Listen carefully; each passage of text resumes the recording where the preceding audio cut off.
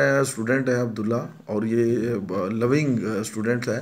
हाँ अब्दुल्ला, आप बताइए भाई, history of Hindustan. I mean, you mean please please please, Mughal Empire? Mughal empire history.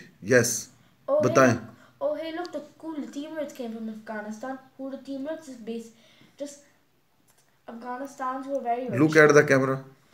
Oh cool, they invaded India and nearly other parts of the subcontinent. And now look, they're very rich now. Humayun, Babur's retired son, the one who got all the continent. He got Humayun lost half his empire, I think, lost half his empire.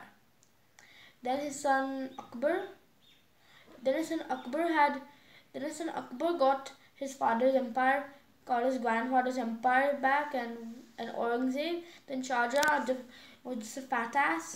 Then Jahangir, Jahangir Jahangir was just, after Akbar Jahangir.